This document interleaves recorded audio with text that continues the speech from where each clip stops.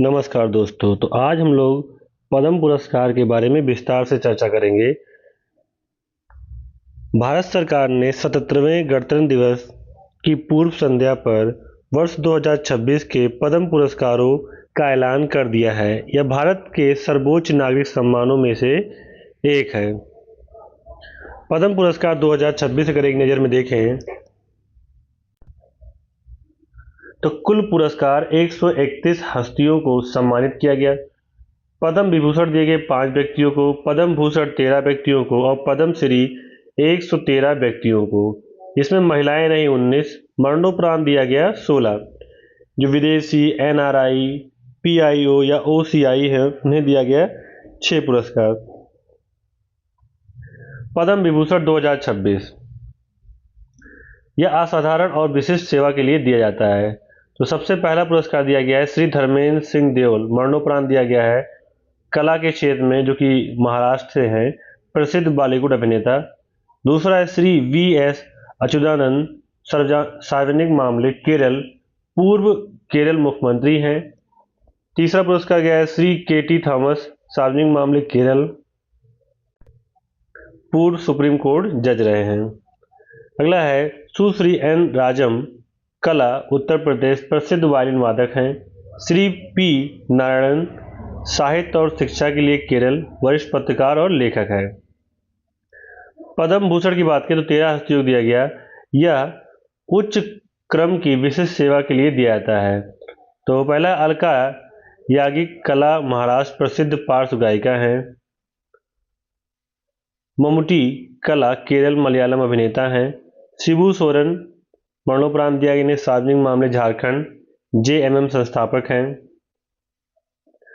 उदय कोटक, व्यापार और उद्योग, महाराष्ट्र, बैंकर रहे हैं। विजय अमृतराज, इन्हें खेल के क्षेत्र में दिया गया है, टेनिस के ये दिग्गज हैं। भगत सिंह केशवारी, सार्वजनिक मामले, उत्तराखंड, ये पूर्व CM रहे हैं। पीयूष पांडे, मरणोपरांत कला के क्षेत्र में दिया गया, जो कि महाराष्ट्र से हैं, विज्ञापन गुरु। डॉक्टर नौरी दत्तांडू, चिकित्सा क्षेत्र में दिया गया, USA से हैं। सातवाधानी R गणेश, कला के क्षेत्र में दिया गया, जो कर्नाटक से हैं। SKM मेलानंदन, सामाजिक कार्य के लिए तमिलनाडु के हैं। VK मल्होत्रा, इन्हें दिया गया मरणोपरांत, सार्वजनिक मामलों में दिल्ली से हैं। वेल्लापल्ली नटेशन, सार्वजनिक मामले में दिया गया, केरल से हैं। KR पलनस्वामी, चिकित्सा के क्षेत्र में दिया गया, जो कि तमिलनाडु से हैं। पद्म श्री 2026 ये दिया गया 113 हस्तियों को। यह किसी भी क्षेत्र में विशिष्ट सेवा के लिए दिया जाता है, जो जिनमें से प्रमुख नाम है रोहित शर्मा, इन्हें खेल के क्षेत्र में दिया गया, जो कि महाराष्ट्र से हैं, भारतीय क्रिकेटर हैं। हरमनप्रीत कौर, खेल से इनको दिया गया, पंजाब से हैं, भारतीय महिला क्रिकेट के कप्तान हैं। R माधवन, कला के क्षेत्र में दिया गया इन्हें, जो कि महाराष्ट्र से हैं, एक अभिनेता हैं। सविता पूनिया, इन्हें खेल के क्षेत्र में दिया गया, हरियाणा से हैं, हॉकी खिलाड़ी हैं। प्रवीण कुमार, खेल के क्षेत्र में दिया गया इन्हें, उत्तर प्रदेश, जो कि पैरा एथलीट हैं।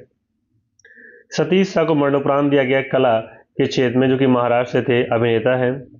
बलदेव सिंह, खेल के क्षेत्र में दिया गया, पंजाब से हैं और जो कि कोच हैं। व्लादिमीर मेस्ताविस्लवी, मरणोपरांत दिया गया इन्हें, खेल के लिए जॉर्जिया से हैं, कुश्ती क्षेत्र के लिए। अनसंग हीरोज 45 हस्तियां। सरकार ने उन लोगों को भी सम्मानित किया जो बिना किसी सुर्खियों के समाज सेवा कर रहे हैं, जैसे कि 90 वर्षीय आदिवासी संगीतकार, बस कंडक्टर जो पुस्तकालय चलाता है, और एशिया का पहला मानव दुग्ध बैंक बनाने वाली बाल रोग विशेषज्ञ। तो जानते हैं पद्म पुरस्कार क्या है। पद्म पुरस्कार भारत के सर्वोच्च नागरिक सम्मानों में से एक है, जिसकी स्थापना वर्ष 1954 में की गई थी। ये पुरस्कार उन व्यक्तियों को दिए जाते हैं जिन्होंने कला, समाज सेवा, विज्ञान, खेल, चिकित्सा और साहित्य जैसे विभिन्न क्षेत्रों में असाधारण और विशिष्ट सेवा की हो। इन पुरस्कारों की घोषणा हर साल गणतंत्र दिवस 26 जनवरी की पूर्व संध्या पर की जाती है। तो पहले जान लेते हैं पद्म पुरस्कारों की श्रेणियां। ये पुरस्कार 3 श्रेणियों में दिए जाते हैं। पहला है पद्म विभूषण, असाधारण और विशिष्ट सेवा के लिए। यह भारत रत्न के बाद देश का दूसरा सबसे बड़ा नागरिक सम्मान है। तो सबसे पहला जो नागरिक सम्मान है वो है भारत रत्न, दूसरे पर है पद्म विभूषण। तीसरा है पद्म भूषण, उच्च कोटि की विशिष्ट सेवा के लिए। या तीसरा सबसे बड़ा नागरिक सम्मान है?